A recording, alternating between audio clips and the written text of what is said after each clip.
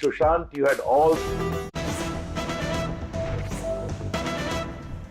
And there is some news just coming in. There is more explosive details emerging from Pranab Mukherjee's memoir, which is from his book. The former president is comparing the Prime Minister Modi with his predecessor, Dr. Manmohan Singh, in which he says that while Dr. Manmohan Singh was offered the Prime Minister's chair, Modi earned it, is what he's saying. So in his book, late President Pranab Mukherjee also happened to be the longest in fact, he was also associated with the Congress party for the longest time, and later the president of the country has written in his book, this of course after his death, that the Prime Minister of the country, Modi, has earned his position while Dr. Manmohan Singh was offered the post. He's also in fact made...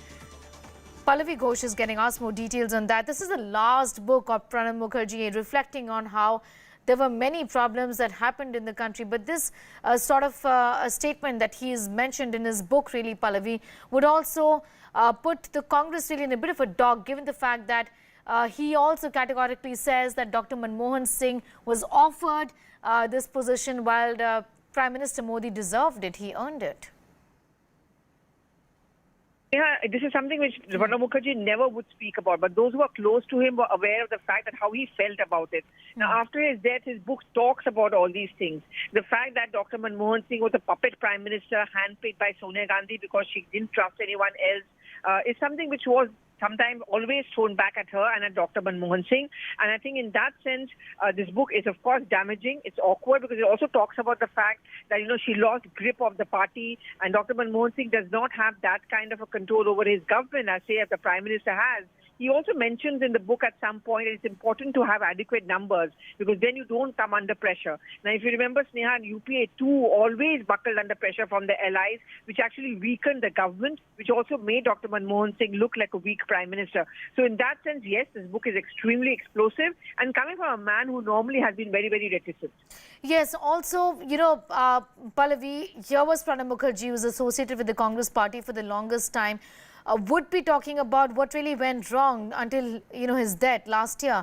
Just tell us, what are the other revelations that he's made in this particular book?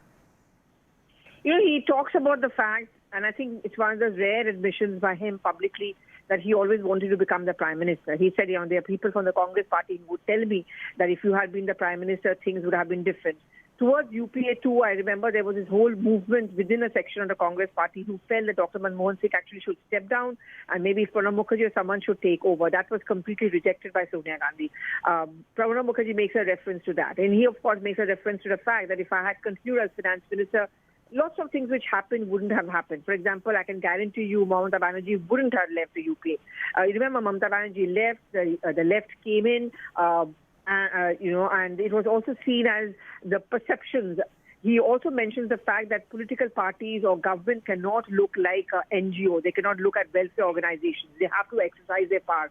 I think that was a reference he was making to the fact that at some point of time, UPA too started losing that look of a government which can deliver.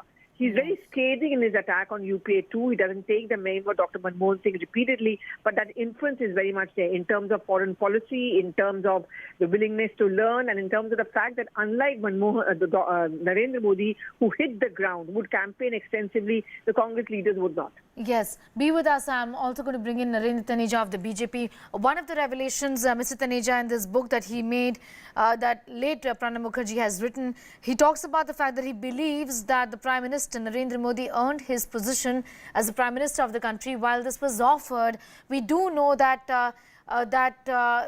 that the Congress president, Sonia Gandhi, had in fact offered this post to Dr. Manmohan Singh even in 2004, essentially, earlier also. And it's not like he says in the book that this was a position that really wasn't earned, it was offered. Actually, what the former president is saying is spot on. I mean, Prime Minister Narendra Modi was elected by a massive mandate of the people, elected, by the massive mandate. And you saw the result of 2014 and also the kind of, enthusiasm it created among the masses across the country.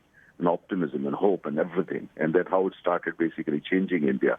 Now, comparing with the Dr. Manmohan Singh, I mean, with all due respect to him, he's a gentleman, good economist, and tried his level best when he was in power. But the fact remains that he had no touch with the common man, no touch with the people. He was always, a member of the Rajya Sabha. He tried once for the Lok Sabha, but he lost that election.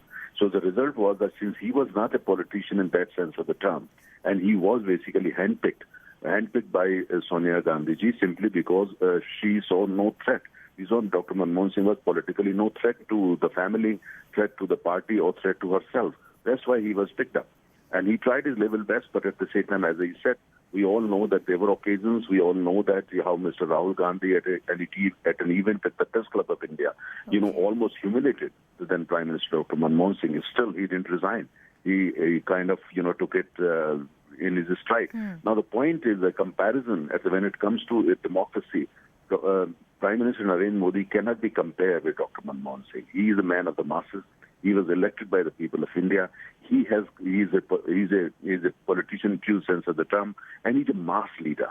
While Dr. Manmohan Singh, with all due respect to him, was just handpicked by Sonia Gandhi, mainly for the reason because he was perceived to be no threat whatsoever to the family and to Sonia Gandhi herself and to her political party. Okay, he said a lot of other things as well.